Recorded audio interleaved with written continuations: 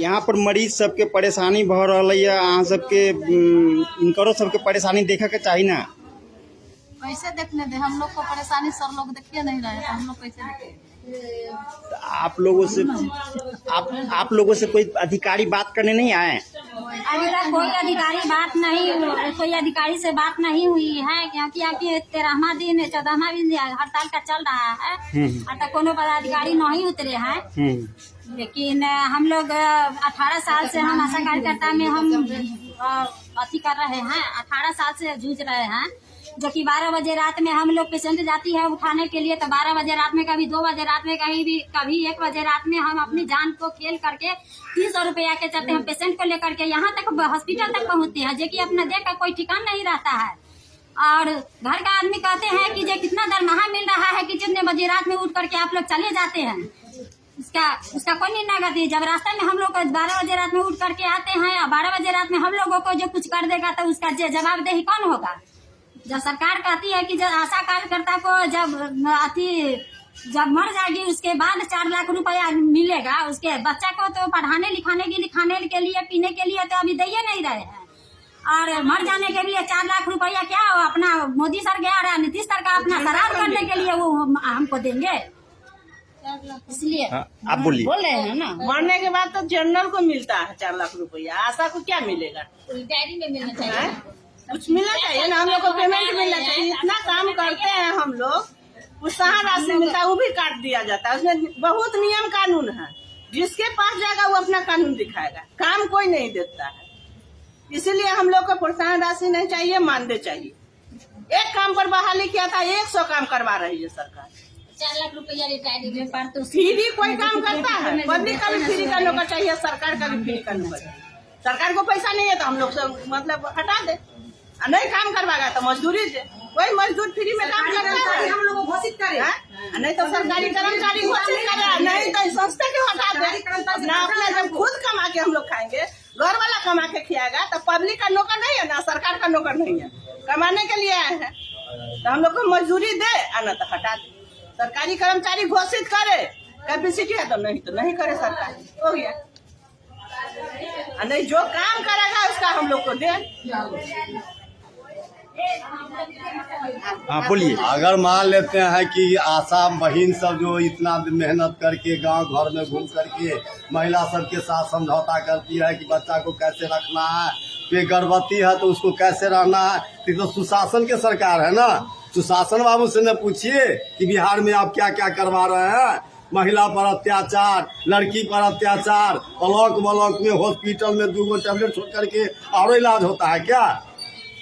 है, पूछिए सरकार से कि कब तक आपका ये व्यवस्था रहेगा। सब अभी है जो विरोध कर रही है, यही महिला लोग, यही आशा बहन, हम आप फिर नीतीश कुमार को वोट दीजिएगा और फिर वही मनमाना करेगा जो अभी हो रहा है।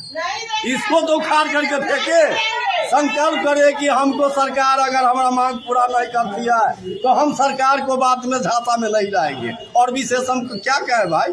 अच्छा, यहाँ पे सामाजिक कार्यकर्ता विद्यानंद जी हैं, इनसे पूछते हैं इस बारे में आप क्या सोचते हैं? देखिए, सबसे बड़ा यह बात है कि खास करके हम लोग जो है सरकार जो चुनते हैं, खास सरकार के साथ साथ जो हमारे यहाँ के जनप्रतिनिधि होते हैं, विधायक महोदय हो चाहे माननीय प्रमुख महोदय हो, वो जो हम लोग के बीच बनते हैं, यहाँ गार्जियन बैठे हुए रहते, आज विधायक महोदय है, विधायक को इन लोग घेरते, और विधायक का काम है वो सदन में रखना। विधायक जी के यहाँ जब बात रखा जाएगा तो विधायक का काम है वो बात। अभी बिहार सरकार है, बिहार सरकार में हमारे माननीय विधायक का संबंध गठबंधन है, और विधायक जी से अनुरोध करके और इसके माध्यम से मैं कहना चाहता हूँ, आगे जब कभी बात होगा उनसे भेंट होगा तो हम इसका चर्चा माननीय विधायक के नज़दीक रखेंगे कि आपको आशा को जो मांग है, जो उनका उचित जो मांग है, जो सरकार का प्रावधान है, जो उनका सरकार मान्यता दे और उसका जो उचित वेतन है, मांग है, वो पूरा करे। और माननीय विधायक सदन में जब उठाएंगे, सरकार तर जाएगी, जो यहाँ के बिहार के माननीय मुखिया श्री नीतीश कुमार जी है और उप मुखिया बिहार के उप मुख्यमंत्री आदरणीय तेजस्वी प्रसाद यादव जी है, वो इनका काम है सदन में उठावे। और आशा दीदी से मैं प्रार्थना करते हैं कि यहाँ तो कौन सुनेगा, यहाँ का है सुनने वाला। यहाँ का डॉक्टर साहब होंगे, बोर्ड पर देख लीजिएगा का डॉक्टर का बोर्ड है। लेकिन जब समय आता है, कोई अचानक इमरजेंसी भी आता है, तो उनका डॉक्टर इलाज नहीं करके उनका क्या होता है, तुरंत रेफर किया जाता है SKMCH। ये नहीं कि पहले उनका उचित दवा हो। और सरकार के माध्यम से तो आता है कि प्रत्येक प्राथमिक स्वास्थ्य केंद्र पर दवा का कमी नहीं है, डॉक्टर का कमी नहीं है। लेकिन अभी आप जाइएगा हॉस्पिटल में तो कोई दवा नहीं मिलेगा, यहाँ कभी डॉक्टर भी नहीं मिलेगा। कभी रात में आइए तो कभी कोई डॉक्टर नहीं है, नहीं कहीं एनम है। किसी प्रसूति या किसी का अगर बच्चा यहाँ इशू होता है तो वहाँ एनम की भी खुदाई होता है, कभी कभी इसके चलते विवाद भी हो जाता है। तो ये सब सरकार की काम है और ये सबसे जरूरी काम है हमारे विधायक महोदय का, चाहे आज विधायक जो है वर्तमान में उनका काम है, चाहे इससे पहले जो विधायक थे उनका काम है। क्योंकि विधायक जो होते हैं वो वहीं से सरकार का काम है। और विधायक ही जब तक मेरा आवाज़ नहीं उठावेंगे सदन में, तब तक लाख इस गेट पर चिल्ला कर आ जाएंगे, कोई फायदा नहीं होने वाला है। यहाँ कौन सुनने वाला है? क्या यहाँ डॉक्टर साहब सुनने के लिए आए हैं? क्या इनका प्रस्ताव को लीक करके राज्य सरकार के यहाँ भेजे हैं?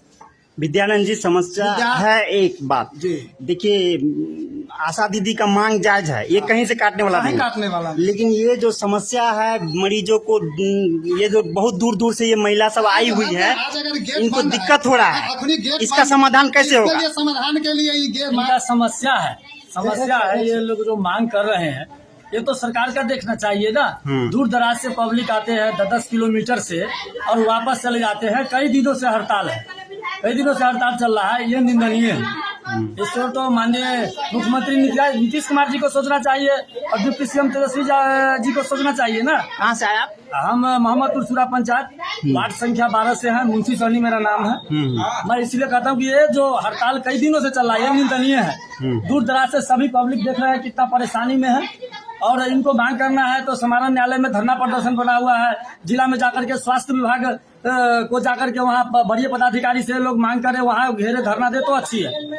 यहाँ ब्लॉक प्रखंड पर ये मुख्यालय में यहाँ पर धरना अच्छा नहीं है। स्वास्थ्य विभाग में ये छोटा स्वास्थ्य ठीक है, ये आपका विचार है, बहुत परेशानी है। अहाँ कहाँ से लिया? कौन मजबूरी है? अहाँ कौन काम से लिया?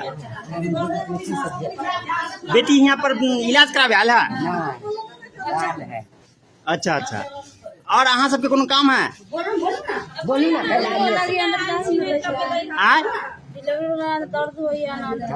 तो अहाँ के नहीं जाते है? ए आशा दीदी सब इनका जाए दियो।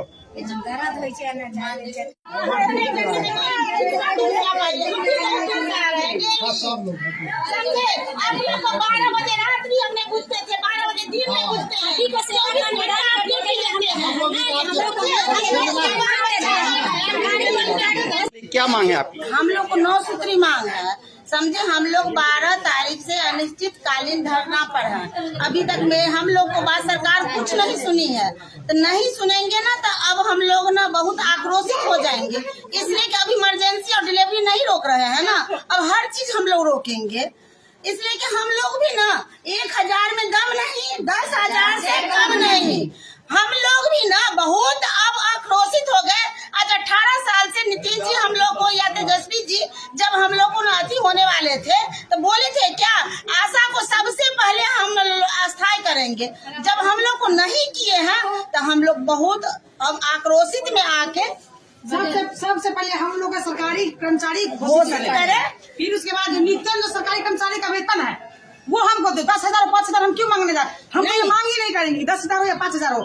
जो सरकारी कर्मचारी का न्यूनतम सबसे कम जो वेतनमान है वो हमको वेतनमान दे।